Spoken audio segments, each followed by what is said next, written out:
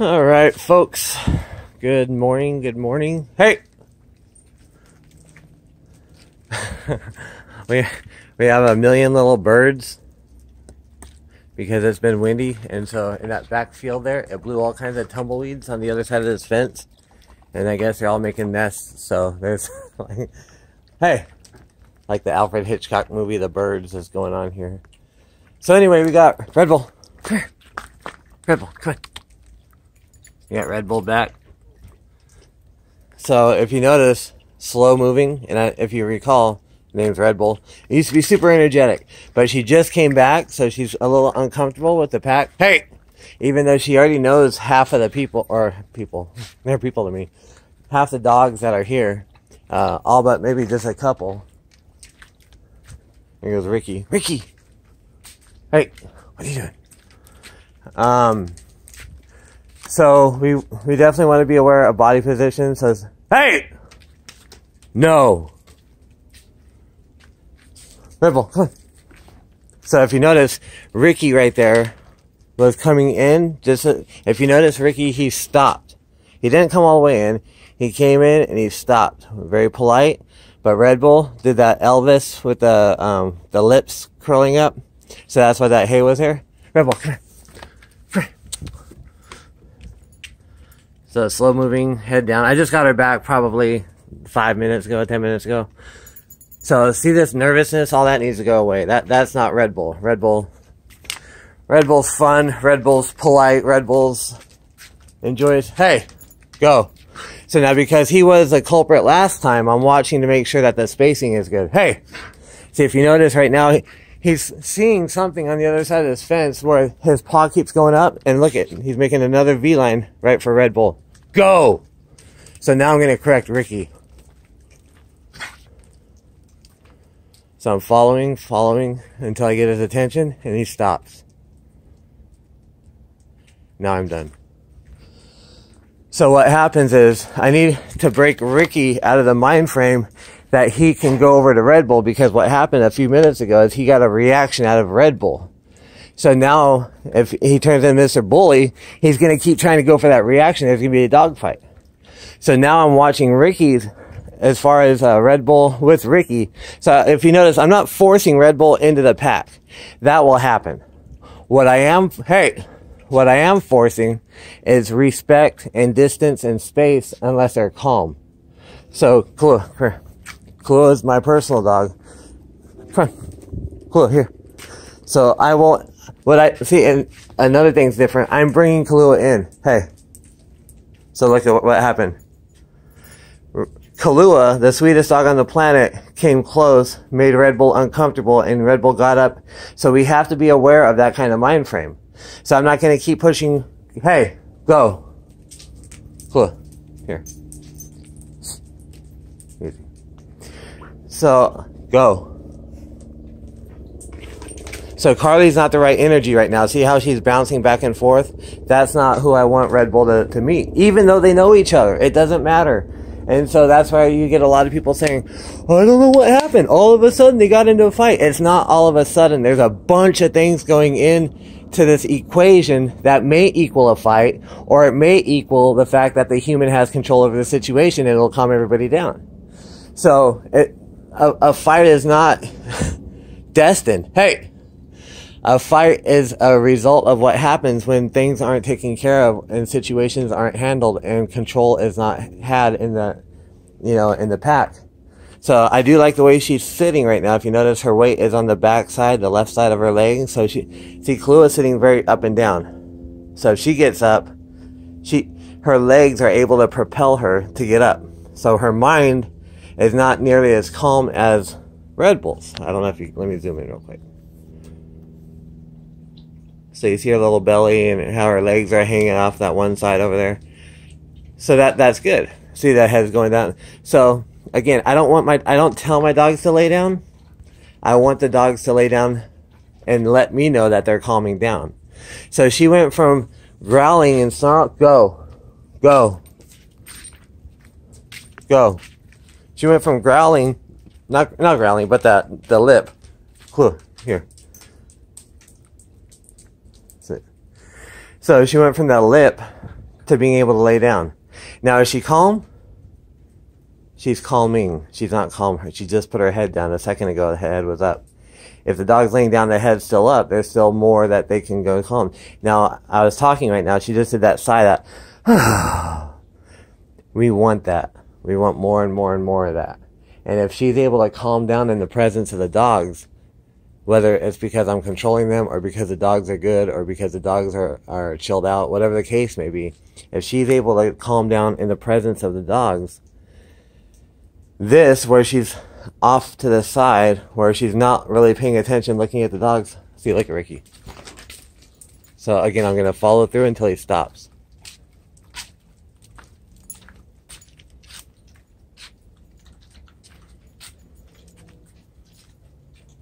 Now I'm done. So what happens is, the reason I follow through like that is if he's still trying to get to Red Bull, I can't, right now, there's no way in the world, go. No way in the world, hey. So I'm going to stay here until I get that. Now I move on. So I can discipline from 20 feet away, that's fine. Because if I'm in their head, if I'm in their mind, I'm in their mind. If they're not paying attention to me, it doesn't matter if I'm 6 inches away. So now here we have Wedo, who's just curious. Again, this is our blinding, somewhat blind dog. So this is straight up curiosity, where that was a little bit mischievous. And if you notice, his last couple approaches were around me, like he's trying to get away with something. So we have to be aware of that kind of stuff. Because that's how things will happen. And so by me, again, notice the position also. Red Bull's here. I'm here. The pack is there. So I'm in between the pack and Red Bull.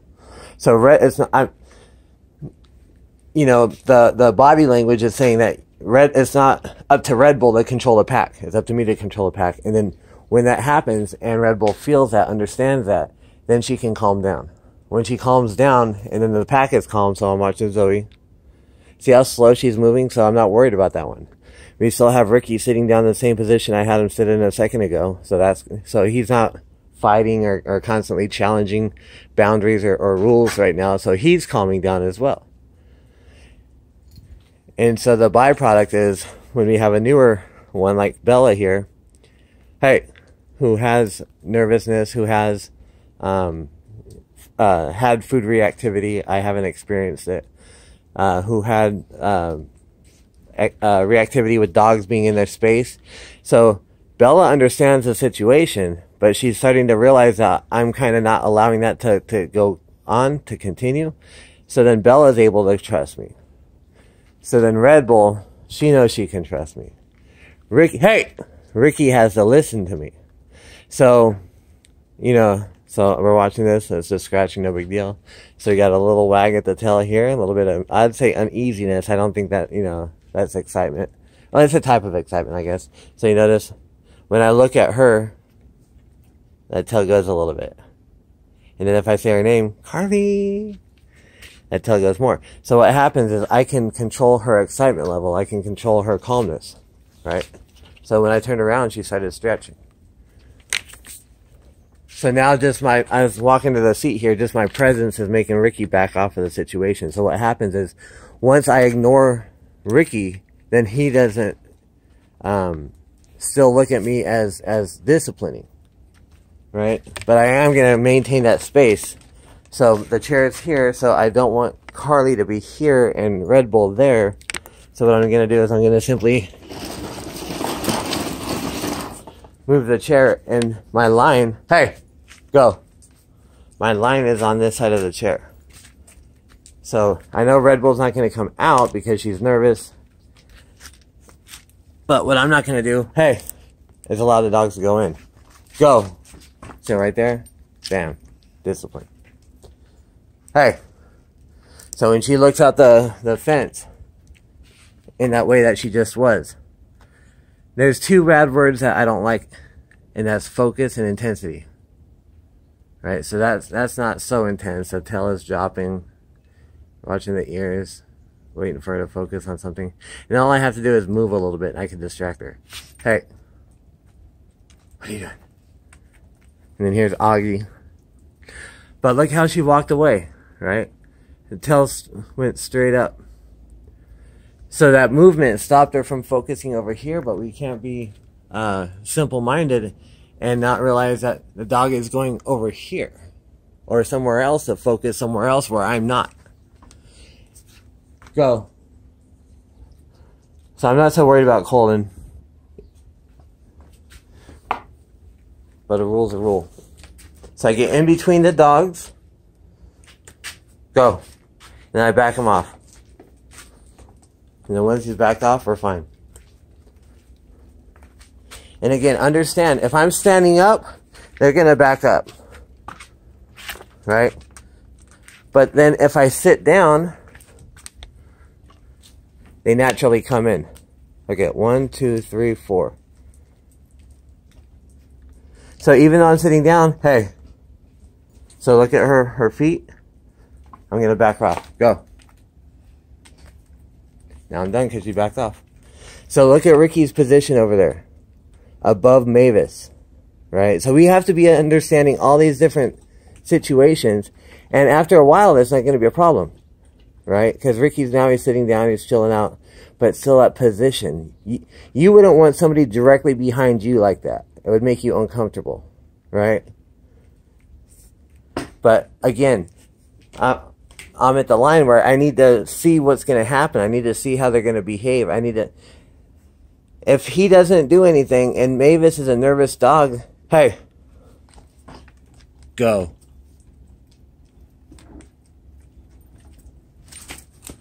Go. So this is going to happen for the first, I don't know, hour or so. And then I'll put Red Bull on a leash and walk her around the pack. So, but at first I want to let her understand that I'm in charge. So if she comes here and she doesn't acknowledge that I'm in charge and I start telling her what to do, she's not going to listen to me. It'll be more, hey, it'll be more difficult for me to be able to influence her mind and to calm her down. Because if she's fighting me, then I have to deal with that. And then if she's fighting me and I'm dealing with that, then the rest of the pack may get involved as well. And so now I'm being spread too thin. So the way that I put myself in a position, especially when I get a new dog, and I'm treating Red Bull like a new dog even though I had her before because of how things are, how she's behaving right now. So here we have, go. We have Bella coming in. So Bella's curious. That's good. We like that. Zoe gave me a little space here and sat down. You see how she's inching in, so we're going to be aware of that. Bella's just sniffing around. Augie's just sniffing around. Sambuca's just... So what we're doing is we're looking at all the dogs and kind of getting a read on all of them. Now here's the interesting part is because Wedo is blind, there's times that he'll make an approach that I wouldn't allow a different dog to make that approach because he can't see. So when he came for the approach right behind Zoe like that, that's a very dominant approach. But I'm going to allow that because he's blind and I need the other dogs to be permissive and understand that even though that might have been a dominant physical way of coming to her, there was no dominance intended in the way that Wedo is behaving. Where when Ricky was coming in, there was a lot of dominance. There's a lot. If you rewind that and you look at it and watch it a few times and watch his approach to Red Bull, especially after that little lip snarl, man, there's some toxic energy right there. But that's no problem because what happens, I just control a situation. Ricky, come on. So I'm not scared of the situation. I'll bring him over, because I understand that I'm going to be in control. Go. So Bella comes up. Hey, go. Ricky, come here. Come here. Good boy. Good boy, Ricky.